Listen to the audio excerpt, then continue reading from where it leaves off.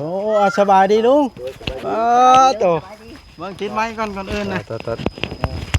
นี่คอยเราไม่ญาติติดไม้กันมังระเบิดคือสิห่างระเบิดเวลาวะนี่ จังไดลุงไปจังไดมาจังไดคือพ่อมาฮอดที่มื้อนี้ว่าสิมากินต้มไก่นี่เพิ่นว่าบ่ได้ขาซ้ำเอาแล้วจักแล้วเรากินแหน่เห็นว่ากันได้บ่ได้ขาต้มไก่ยายามื้อหนาวแหละจุดประสงค์มาเบิ่งที่เที่ยงเพิ่นว่าโอ้ทางเบิ่งเถียงเบิ่งชื่อนี่บ่เบิ่งชื่อแล้วเอาแล้วเบิ่งเลยก็สิเมื่อแล้วนี่ไว้แท้ถามอะไรลุงแก้วมาแบบว่ามีโครงการใดๆก็ทางตุสิตก็บ่เวียงเพราะว่าเพิ่นให้มาเบิ่งมาเบิ่งซื่อบ่ทันได้ว่าจักเพิ่นมีบ่มีก็บ่ฮู้เลยมาเบิ่งว่ามาประเมินว่าไม้48เบิดจักโตนะเป็นไม้จักโตหนูว่าไม้สลามมันจักแผ่นอ๋อก็เบิดหลายอยู่ได้มันแต่ค่านี่ขึ้นนี่จักเม็ดซะประมาณ2บ่2.80 เมตร2.80 เมตรแม่นมันก็3ตัดต่อด้านแล้วเนาะแม่นตัวนั้น6ด้านนั้นอีกโอ้เบิดหลายเติบได้พอหอมนี่เนาะแล้วบาทเลยไม่ดีใจได้ลูกเอ้ยโซล่าเซลล์ถ้าเจ้าเคยซื้อมาใช่บ่ได้บ่เห็นเดียวนี่เฮ็ดเป็นอยู่บ่ล่ะเฮ็ดจักแล้วคำบ่เฮ็ดให้เบิ่งแม่ก็บ่เคยเฮ็ดเบิ่งแกกันอันนี้มันฉากแบตโทรศัพท์ก็ได้โคมก็ได้รุ่นนี้ฮะดีแล้วบ่ได้เที่ยวมาซากโคมนั่นบาดจนแจ้งอีกมันแดดหุ่งจนแจ้งอีกมันบ่แดดไปครับนี่ขอบใจเด้อไผลูกมานี่โฉมานี่โฉเอ้ยขอให้เจ้าบุญคุณยิ่งใหญ่เด้อเจ้าหังเจ้ามีเด้อลูกเอ้ยซื้อโซลิเซลให้แม่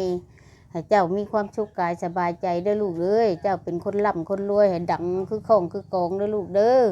เบิดทั้งลูกนั่งนั่นนี่เลยให้อยู่ดีมีแห้งสู่ขู่สู่คนถ้าเจ้าหังถ้าเจ้ามีเจ้าสุขภาพเข้มแข็งลูกเอ้ยตะหนีต่อไปอย่าลืมกดติดตามเพื่อเป็นกำลังใจให้ผมด้วยนะครับทุกคนขอบคุณมากๆครับภาพขึ้นประเทศลุงแก้วพี่น้องเลยจักเพิ่นไปจังใดมาคือเห็นโพอยู่พี่แม่นี่โอ้สบายดีลุงโตเบิ่งติดไม้ก่อนอื่นนะนี่คอยเราไม่ญาติติดไม้กันมังระเบิดคือสิห่างระเบิดเวลาวะนี่จังไดลุงไปจังใดมาจังไดคือพ่อมาฮอดที่แม่นี่ว่าสิมากินต้มไก่นี่เพิ่นว่าบ่ได้ขาซ้ำเอาแล้วจักแล้วเรากินแหน่เห็นว่ากันได้บ่ได้ขาต้มไก่ยายามื้อหนาวแหละจุดประสงค์มาเบิ่งที่เที่ยงเพิ่นว่าโอ้ทางเบิ่งเถียงเบิ่งชื่อนี่บ่เบิ่งชื่อแล้วเอาแล้วเบิ่งเลยก็สิเมื่อแล้วนี่ไว้แท้ถามอะไรลุงแก้วมาแบบว่ามีโครงการใดๆก็ทางตุสิตก็บ่เวียงเพราะว่าเพิ่นให้มาเบิ่งมาเบิ่งซื่อบ่ทันได้ว่าจักเพิ่นมีบ่มีก็บ่ฮู้เลยมาเบิ่งว่ามาประเมินว่าไม้48เบิดจักโตนะเป็นไม้จักโตหนูว่าไม้สลามมันจักแผ่นก็เบิดหลายอยู่ได้มันแต่ค่านี่ขึ้นนี่จักเม็ดซะประมาณ2บ่2.80 เมตร2.80 เมตรแม่นมันก็3ตัดต่อด้านแล้วเนาะแม่นตัวนั้น6ด้านนั้นอีกโอ้เบิดหลายเติบได้พอหอมนี่เนาะคนนี้คันห้องอยู่เด้8 9คันห้องนอนนี่11 12 13คันบ่อยู่14 15 16ตับเนาะแม่นประเมินนั่นแหละประมาณนั้นคันเดียวคันห้องนอนที่ว่าบ่ได้คันห้องแอมห้องไปสิไกลคันห้องนอนคันห้องนอนนี่ประมาณ16 17ตับตั้งทวานกันสมุดจะเปลี่ยนต้องเปลี่ยนเอา16ตับก่อนถ้าบ่พอก็บ่ได้ต้องทวานน่ะต้อง17ลุงเชื่อว่าทวนบ่แม่นทั้งแล้วแต่เนาะออกแล้วทวนมันบ่งามแล้วบ่ถ้าได้ตีทานต้อง17ตับนี่เอาไปตั้งนั่งเท่านั้นแล้วใหม่น่ะบัตรเปลี่ยนตัวนี้ตัวนั้นมันบ่เห็นเก่าแล้วโอ้ดีใจน้ำป้าหยังก็ป้าเสิร์ชโดยดีใจนะมาขอบใจหลายๆเด้อลุงเด้อเดี๋ยวค่อยสิล้มกับป้าเสิร์ชก่อนใช่นะเนาะเอาสิกลับแล้วบ่นี่กลับแล้ว เบิ่งแล้วนะเบิ่งแล้วเลยเด้เบิ่งเรียบร้อยสิกลับบัดนี้แม่นโอ้ยครับเป็นหยังอ้อยลาต้มไก่สุกินนะถ้าได้พาเฮือนไปนี่ถ้ามีโอกาสก่อนถ้ามีโอกาสถ้าเพิ่นได้งบได้ยังเพิ่นเลี้ยงเองดอกโอ้ยโดยแล้วล่ะให้นาตะกร้าเจ้ายังทันได้ดำโอ้ยโดยขอบใจลูกใช่ไหมขอบใจขอไม้คืนนะว่าจะขึ้นลมกับเพิ่นกัน เค โอ้ยไปบ่จ้อยขึ้นไปเทิงแท้เฮาขึ้นหาประเสริฐก่อนข่อยมีแนวมาให้ประเสริฐได้มื้อนี้ก็ได้ หยังลูก นี่ เขาบอกจักได้ อ้าวขึ้นเบิ่งน้ำกันว่าแม่นหยังก็ได้ เจ้าบ่ได้ถือไปสังขึ้นเบิ่งเนี่ย อ้าวอยู่รถพุ่นได้บ่จ้อยเอ้ยลืมแล้วขึ้นล้มก่อนเนาะ ขึ้นลงแล้วกับเรากัน ขออนุญาตขึ้นเทิงหน่อยเด้อโอ้โดยเอากินอ้าวคนคือว่าหลายแท้นี่ลูกหลานนะบ่ น้องไปดำนาน้ อืม ำหลานอันนี้ก็ลูกชาย เชิญแซ่บเชิญแซ่บ อันนี้ก็ลูกชาย สบายดีก่อนอื่นเด้อประเสริฐเด้อ คนเด้อข้าเจ้าก็ได้ ปิดไมค์ก่อนอ๋อแต่คือได้ว่าข้าวดีแท้ประเสริฐเนี่ยสิได้ผ่าเฮือนใหม่ อย่าติดใกล้กันได้ไหม มันบ่เป็นเทียงนาได้บ้านนี่คันไปใช้ไม้เชอร่ามันเป็นเฮือนงามได้ ค บัด วาม นี้ ลูกหลาน แม่นแล้ว แม่ก็อยู่ประจำลูกเอ้ย คือถึกแล้วผู้รักผู้ใหญ่เพิ่นเอาไม้เชอร่านะเพราะว่าเฮ็ดแล้วมันแล้วเลย โดย คันพากระจ้านึง2-3 ปีไปกระโดกอีก โดย เนาะ โดย พุกอีกอ๋อโดยถือว่าเป็นข่าวดีได้อเนาะ แม่ก็ดีใจ ดีใจป่ะ ดีใจเลย ดีใจนะพวกลูกพร้อม ได้นำตัวขู่ทุกคนอืม ผมมาซอยกัน ผม แล้ว มาช่วยเหลือ ก็ได้ พวกลูก คนละ แม่ก็ นิดละหน่อย พวกลูกแม่ก็ชมเชย โดย พวกผู้เพิ่นผู้ช่วยเหลือกับแม่ก็ชมเชย เห็นได้เกิดข้ามเมื่อคืนในใต้หยังไง ไม่ ตั ใต้ ดผ้ากูได้มี บ่ อ๋อ ใต้โค้มดูเลย ใต้โค้งเอา โดย โอ้ โคมเอา ใต้โค้ม กินข้าวแล้วก็ปิดนอน ปิดนอน อยู่กระล่างกับมืด มืด กลางเทิงกับมืด มืด อ๋อโดย แสงสว่างบ่มี แสงสว่างบ่มีกันชั้นเอาแบบนี้เนาะมาจ้อย แม่น มอบแสงเซอร่าให้เราดีกว่าเนาะ แม่น โอ้สาธุแม่ดีใจนี่ ขอให้เราได้ ดีใจ เนาะ เอาบ่จ้อยล้มถ่าเด้อค่อยไปเอาอันเซอร่าก่อนเด้ออยู่รถ ไปกันได้ไหม เอาล้มกันท่าดีใจนำเล่าเราได้เฮือนเนาะเอาเซอร่า แม่ก็ มาม ดี อบ ใจจนประจักษ์แน่สิแอนจักษ์แน่สิเว้าลูกเอ้ย ดีใจสิได้พาเฮือนใหม่ ได้ เนาะ พาเฮือนใหม่ ได้ซ้ำเฮือนเลยเนาะนะ เฮือนน่ะลูกเอ้ยครับมันไปไว้ไกลโดย เมื่อไรคันหอเลยคันสินอน โดย เลยเนาะ แม่เว่าขอว่าขันทั้งนี้ทั้งนั้นให้ลูกนอนทั้งนี้แหละแม่สินอน ควงกับควงเลยดิ โดย สันสองห้องอันนี้เสาเก่าบ่หรือว่า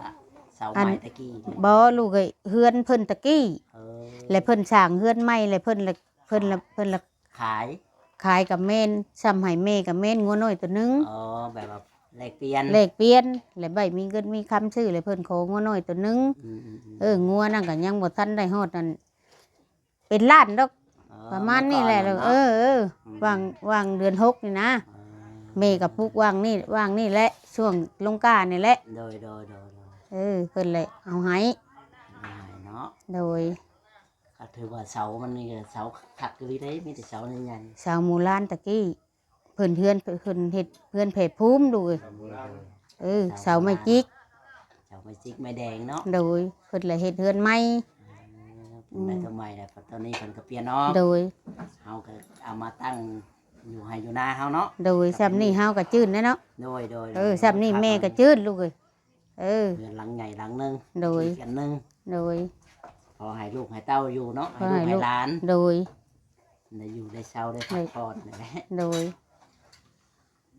พอได้ให้ลูกอยู่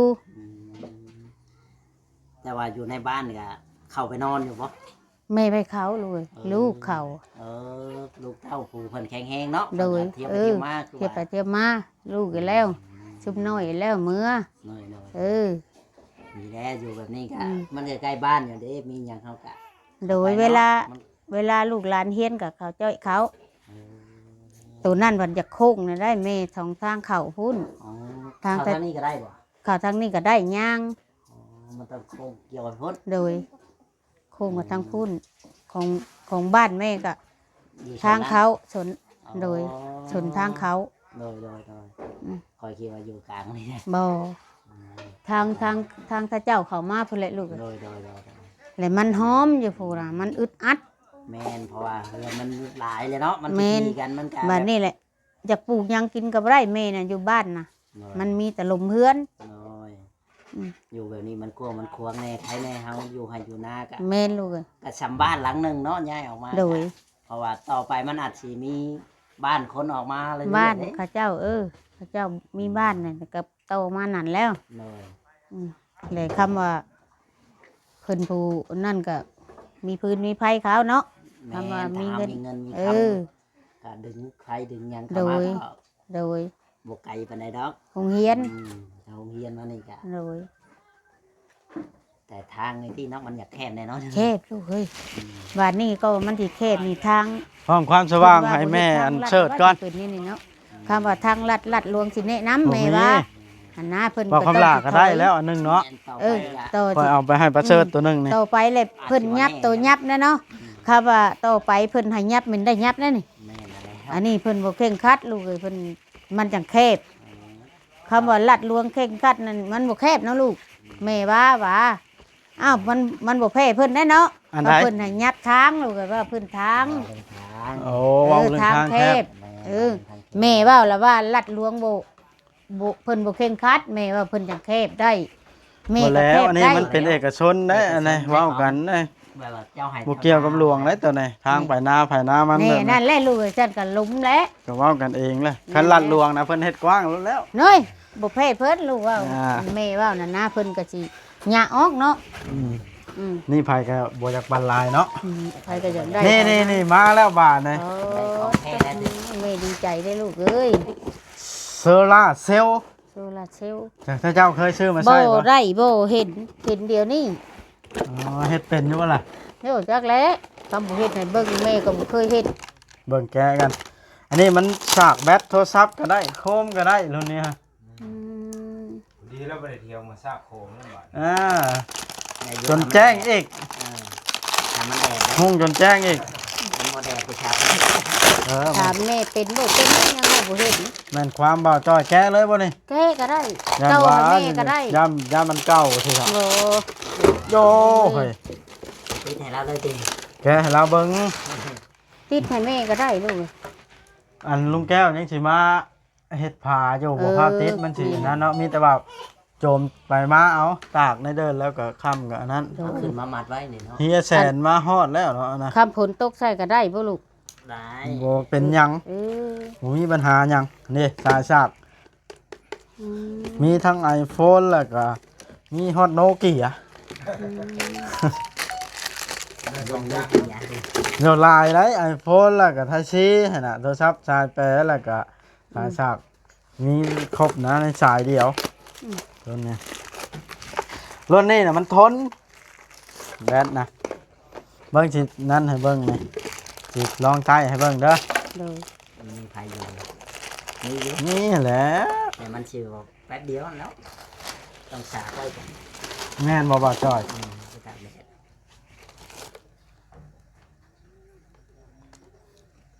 อันเด้มันซากล่ะ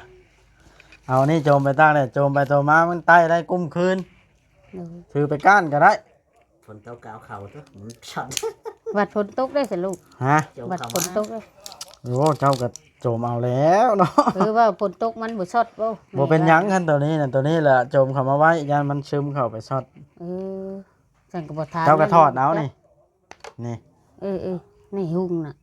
หงละ อืม บ่ทันได้เฮ็ดหยังช่ำเนาะ อืม หงตัวแท้ บัดเทียบตัวนั้นมันหมด ชาแวดเด็ มันฉาก เอ แล้ว อ มันอันหุ่งนี่มันโดยอัตโนมัติอยู่แล้ว มันค่ำแล้วมันสิหุ่งเอง งูมันได้เอง แม่นแต่เว้นโต๊ะแล้วมันหุ่งเองแล้วนะตัวนี้ฮะ จะพอเห็นของเขา ตาเว้นนั่นหลุดหุ่งโน่เนาะเต็งว่าทันทีหุ่งเลยภัยเถียงอื่นน่ะแล้ว นี่ ตัวปิดตัวเปิดนี่แม่นบ่ว่าจอยก็โอ้ตัวนี้พี่เห็นดินี่ นี่ หมดเด้ มอดแล้วตัวนี้ เออ นี่ ไปตากแดดไว้ก่อน อืม เรียมทานเลยไปชม หุ่งคักสากแวดก็ได้รุ่นนี้นี่ สากโคมสากโทรศัพท์มือถือได้ทุกยี่ห้อ คันแดดแห้งๆมันสิกุ้มฮอดแจ้งคันแดดบ่แห้งมันกุ้มฮอด อิงขึ้นอยู่กับความแดดคือกันคันได้จัก2 ดอกนี่หุ้งทั่วเบิดแถวนี่ ซ้ำนี่ก็พอแหละลูกเอ้ย พอละ เด้อ โย ซ้ำนี่ก็พอใจแล้วลูกแรกนี่ซ้ำนี่ก็ได้ เอาเก็บไว้อันนี้ก็ได้เอาไปซากอยู่ภายผ้าก็ได้นี่โทรศัพท์นี่เอานี่อันนี้ล่ะคันมันแดดละโจมไปวันนี้รถนี่ไปตากบนใดก็ได้เพราะว่าคันสิติดไว้เดี๋ยวนี้ย่านมันเกะกะกับมันบัดลุงแก้วมาเข้าพา เด้อ เดี๋ยวมาเฮ็ดให้ อันนี้ได้ใช่ลูกอันนี้ได้ อันนี้ อืม อันน็อตสิซื้ออันนี้น็อตแบบว่าเขาเอามาให้ติดผาปูนนะเฮือนปูนนะ อืม คันเฮาอัน อืม ติดเฮือนปูนเฮาจังเอาสว่านจ่อจังหันน็อตตัวนี้ อืม แต่ว่าเฮาบ่มีอันเฮือนปูนเฮาก็ต้องห้อยไปทั่วที่รถแล้ว หัวใจตะปูเนาะ นี่ตัวนี้นี่สิเป็นง่วงตัวนี้นี่เนาะบ่จอย อืม นี่ใช้อีกตัวหนึงนะ ได้ พอมาจ้ะ อันนี้ตัวนั้นมันก็อยู่ในหัน ใส่ง่วงตัวนี้นะ อันนี้มันติดไว้อยู่แล้ว โอ้นี่เด้โอ้ย คันแม่แห้งสิงงสิหาเลยกูดีสิเร็ว ชื่อแล้วตัวเปิดนะ ให้เราชาแบต อันนี้ สีแดงช่องโตนี่เราบีบตัวใดตัวหนึงตัวใดบ่หุ้งเราเปลี่ยนบีบตัวใหม่บ่หุ้งตัวน่ะเปลี่ยนเบิ่งตัวใหม่เออ ตัวนี้นะ มอดตัวน่ะ ตีละบาท ก็ซ้ำนั้น ตัว ละ นี้แดง เดี๋ยวมันก็ตั้งเอง อ่า เวลา อันนี้นะสิเป็นตัวเร่งตัวพรเวลาเฮาไต้นี่เวลามันหุ้งเฮาบ่อยากให้หุ้งแห้งหันนะเฮาก็สามารถพรลงนี่เห็นบ่ พอนตัวชุดนั่น นี่ เนาะ ตัวนี้ละหุ้ง อืม ตัวนี้พรลง เออ แบบว่าประหยัดภัยเด้ เออ นะ โดย ไอ้ยัง อืมอันนี้ก็ค่อยอยากบอกให้เจ้าฮู้ว่าภัยเป็นผู้ซื้อให้เด้อบัดนี้ โดย เป็นเอื้อยมานิโช เอ้ยมันนี่โซ อยู่ต่างประเทศ โดย เพิ่นได้ซื้อมาให้บ่าวคำลาน่ะอันหนึง โดย ของเจ้าก็อันหนึง โดยบุญคุณเพิ่นยิ่งใหญ่เนาะลูก โดยละ เพิ่นอยู่ดี เพิ่นให้ค่อยน่ะซื้อมาให้แม่เสิร์ชนี่เด้ออันหนึงนะข้อยก็เลยซื้อมา2 อัน โดย อยากให้ประเสริฐนี่ขอบใจเพิ่น ขอบนี่ขอบใจเด้อภายลูก เอื้อยมานิโช เอ้ยมันนี่โซเอ้ยขอให้เจ้าบุญคุณยิ่งใหญ่เด้อเจ้าหังเจ้ามีเด้อลูกเอ้ยซื้อโซลิเชลให้แม่ให้เจ้ามีความสุขกายสบายใจเด้อลูกเอ้ยเจ้าเป็นคนร่ำคนรวยให้ดังคือของคือกองเด้อลูกเด้อเบิดทั้งลูกนั่งนั่นนี่เลยให้อยู่ดีมีแห้งสู่ขู่สู่คนให้ถ้าเจ้าหังถ้าเจ้ามีให้เจ้าสุขภาพเข้มแข็งลูกเอ้ยแต่หนีต่อไปเจ็บอย่าใหายได้ไข่อย่าใหายมีลูกเอ้ยให้ถ้าเจ้าหังถ้าเจ้ามีเอาลูกเลี้ยงลูกให้ถ้าเจ้าปากหวานเลี้ยงหลานถ้าเจ้าปากงวนลูกเอ้ยเจ้าก็คือเดียวเบิดมู่สู่คนนี่แหละให้สุขภาพเข้มแข็งให้หังให้มีแต่หนีต่อไปเด้อลูกเด้อให้มีความสุขกายสบายใจ สาธุเนาะฮอดมือทางป้าเสิร์ชเนาะแล้วบ่ทันได้อายุหลายใดเขาเอิ้นป้าก็ได้ เพราะว่า40ปลายบ่ 48 ปีนี่ได้ โดยหัก เอิ้น สุข ป้า ภาพ เสิร์ช ห้องป้าก็ได้ลูก เนาะ เออ โยอายุบ่ทันฮอด60ซับ เออยังมาโหดแล้วแม่ก็หักสุขภาพเอาเพียงพอซื่อ ตัวนี้เก็บไว้ก็ได้นี่ไว้อยากหันตัวใดเนี่ยมันจำเป็น ๆเลย นี่มันสิหันใช่ตัวนี้นี่หรือให้ค่อยหันใช่เลยบ่ หันเป็นลูกบ่เป็นได้บ่เป็น ว่าดอกบ่เป็นเจ้า บ่ ก็ เป็นได้แม่ว่าซื้อได้หนาแต่แท้ได้ ว่า จบ ดอก คำลูกพอแล้วบ่ค่าลูกพอแล้วให้ลูกพอแล้วเฮ็ด ฮะ ลูกให้ผัวพอแล้ว แม่นบ่ อืม เพิ่นเอามาให้จับแบบนี้ให้หิวไปห้อยหันห้อยนี่เด้ เออ ก็เพียงแต่มันถึกแดดเนาะ แม่นมันถึกได้แล้วแม่นนั่น หุงรถเลย ละหุ่งใต้ได้รถนี่ฮะ ถึกแดดคือว่าจ้างมาบ่หุงเด้ อืม แต่ว่าตัวนี้แตกก็บ่ได้นะอย่าเฮ็ดให้มันแตกเด้อมันสิเพมันบ่ซากเนาะบ่จอย แม่ให้หักษาแหละลูก เพื่อสิได้เนาะ โอ้ยลูกเอ้ยคำแม่จักได้เองหรือบ่จักหึงบันได หือ บ่ได้ลูก หุ่งคักแท้ใด ก็บ่ เฮือน ให้ ข่อยก็มีอันหนึงอันนี้ฮะ อืม ก็ซื้อมาใต้ไว้ในหน้าเฮือน นี่ บัดไผดับไผหยังเนาะลูก แม่นบัดไผผ้าดับ แม่นเลย บ่ดับข่อยก็ใต้ไว้ได้ อืม มันบ่เปลืองไผเด้ เออแพงแต่ได้ค่าไผลูกเอ้ยเป็นแสนบ่ได้ เทื่อละ3-4แสนนั่นได้ก่อนนะ นี่ถ้าเจ้ามัน กิน หลาย โผเพิ่นเนาะ เออแม่ไปโทษตักใดน้ำตัวเนาะ นี่เด้บาดนะ อืม ที่ไปตั้งนี่สมมุติเพิ่นเอามาค้ำแบบนี้นะ กิ นี่ นข้าวเนาะ นี่ ว่าเออ กินข้าว กินข้าวกินน้ำว่ามาตั้งตึกใส่ ทำมาจากใต้ก็ปิดไว้ นี่ ไป คำ ทำนั่นแล้ว กลางค่ำกลางคืนคันสมมุติเจ้านอนเจ้าก็มอดไว้ก็ได้นี่ อืม ทำบ่อยากตายไว้เบิดคืนก็ตายไว้เบิดคืนก็ได้เพราะว่าตื่นมามันสร้างให้เต็มอยู่แล้วเนาะบ่จอยเสียบไว้รถนี่เนาะเสียบไว้แล้วแดดละโจมไปสร้าง บัดตื่นมาเลยเสียบแบบสั้นบ่ลูก ฮะ ฉากไว้แบบสั้นบ่ ฉาก ตื่ ไว้ น ตลอด ไว้เสียบไว้แบบนี้เลยล่ะ อืม หรือว่าบัดนั้นค่ำมันบ่สากได้คันอันนั้นเจ้าดึงออกละถือเอาแต่อันนี้ก็ได้อันนี้ไว้เสียบแต่กลางเว้นก็ได้เพราะว่ากลางคืนมันบ่สากได้ อืมกลางคืนเฮาก็ถอดออกเนาะ โดย ทำมาจากทอดกันแล้วแต่เอาไว้ อันนี้เก็บไว้กองก่อนอันนี้เจ้าหักษาไว้อันนี้ใส่ถุงไว้รถ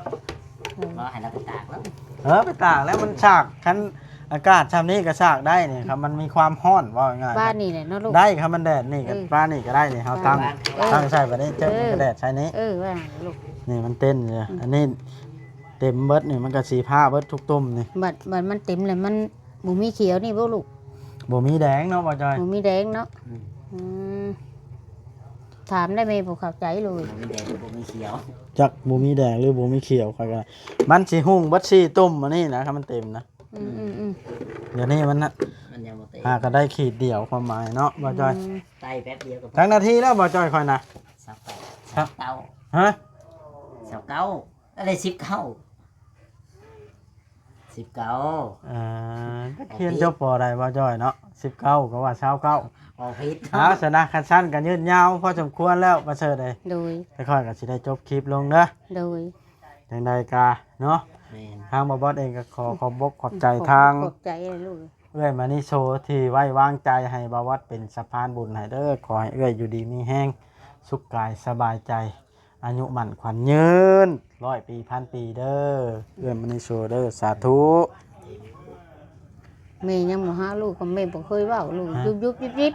คือการเฮาก็เว้าบ่ได้เป็นเนาะเอายินดีนํเด้อ ยินดีลู เรื่อง ก เพื่อนเรื่องชาตินี่ค่อยได้ยินข่าวสึกว่ายังตื่นเต้นน้ำแล้ว จดแค้นแม่นั่น ฮะ บ่ความหวังอีกลูก มีแต่ว่าถ้าค่อยมากันครบแล้วเดี๋ยวบ่าวแซนก็มาแล้วบัดนั้นสิดำเนินการซื้อดินซื้อดอนนั้นบ่าวคำลาละบัด โด นั้น ย เรื่องเฮือนเรื่องชานก็ตอบอยู่แล้วจังเว้าน้ำหลังตัว โด น่ะ ย เอาที่ดินนี่ก่อน โดยและเอ็นกับพ่อลูกเอ้ย โดย แล้วผู้ โดย จักแม่แบบ เดี๋ยว จัก สิลงกับอันทางเพิ่นชื่อนั่นใดก็ลืมแล้ว พอเชิด อ๋อ เชิด ลุง คือกัน เชิดเนาะ ลุงเชิด ก็สิเอิ้นลุงเด้อเราก็บ่ทันได้เฒ่าเนาะ เพราะว่าชื่อลูกสาวเรา ลูกสาวเนี่ยนะสาวเชิดลูกเอ้ยทั้งนี้แหละห้องแม่คันชื่อแม่ชื่อลูกทั้งนี้ เรา ชื่อพอเชิดแม่เชิด เอาวันนั้นบ่เลย คันนั้นก็ชื่อแม่เองกับบ่แม่นชื่อซ้อน แสดงว่าเจ้าน่ะชื่อสอน โดย แต่ว่าเอิ้นเชิญเนี่ยเอิ้นน้ำลูก ลูก เอาแล้วผู้นี้น่ะเชิญนี่เนาะ โดย เอาแล้วเฮ็ดให้กันงงอีหลีอันนี่ นี่ลูกผัดบ่เคยนะ ถ้าบ่เคยแล้ว สมุ ชื่อ ด ก็ นี่ คือชื่อแล้วเนาะ บ่ ตอนนี้เขาเอิ้นชื่อพ่อ ชื่อพ่อชื่อแม่ลูกเพิ่น ชื่อเอิ้นชื่อลูก ชื่อลูก อันนี่ค่อยว่า โดย เจ้ากันยังว่าเชิญอันนี้ก็เชิญอันนั้นก็เชิญชามเชิ เจ้า ญ ห้องลุงเชิด อ่า ป้าเชิด อ่า อันนะเจ้าน่ะลูกเจ้าชื่อได้ลูก ลูกค่อยชื่อเวีย ชื่อเวียคนในบ้านนี่เขานับถือกับห้องลุงเวียหรือน่ะบ่าวเวีย เขาเอิ้น ได้ ชื่อลูกค่อยเพิ่น นามลูก นามลูกได้ลูกเอ้ยเขาบ่ห้องชื่อเละเขาห้องให้ลูกโคตรพิษเดียวนี่เขาอยากด่าพ่อด่าแม่เขาบ่จักชื่อได้มีแต่ว่าด่าพี่ห้าลุงเชิดสิได้ทำเขาพิษเดียวหั่นนะ มันเป็นประเพณีของแต่ละหมู่บ้านบ่คือกันเนาะ ลูกเอ้ย โดยจังใดก็อยู่ดีมีแห้งเด้อโดย ดีไม่แห้งคือกันลูกเอ้ยได้มีน้ำตาเจ้าลูกหลาน โดยผู้ใหญ่เพิ่นผู้แหล้วเพิ่น เจ้าก็คือกันแน่เป็นเล่นลูกหลาน เก็บไว้เด้อได้ค่อยขออนุญาตหน้าตา ผู้ เด้ ให อ ญ่ ลุง เพิ่ เด้ น อ ก็เอ็นกับลุงอ่ะนะเอ้ย เอา คือ แล้ว ว่า เนาะ คลิปนี้ก็สิได้จบลงก่อนพี่น้องถือว่ายืดยาวพอสมควรแล้วเพื่อนตะปู ใหญ่พี่น้องเอ้ยถือว่าเบิดหลายเติบไม้เสื้อล่าก็ได้ มันหลายตับอยู่ โอ้ความสูงมันระดับ2 เมตร 80 90เนาะเพื่อคงพวกมันก็สิห้องละ3 ตับบาทนะ1 2 3 4 5 6 7รวมกันเป็น7ห้องแม่นบ่บ่จอย1 2 3 4 5 6 1 2 3 4 5 6 7ทั้งคันห้อง มันทำแล้ว มันก็สิบ่เบิดคักเนาะ3 ตับเนาะมันสิเบิดแต่2 ตับปลายนะตับ1จะแผ่นตับ1มันมี5 แผ่น 5 แผ่น มันได้เมตร1นะขึ้นนะต่ออันนั้นความยาวแล้วมันมี4เอาบ่จอยขอจบคลิปก่อนเด้อบ่จอย ว่าบ่ไหม้น่ะ นี่เด้ เอ้าไปลืมแล้วขอบใจหลายๆ แม่ก็ลืมก็กัน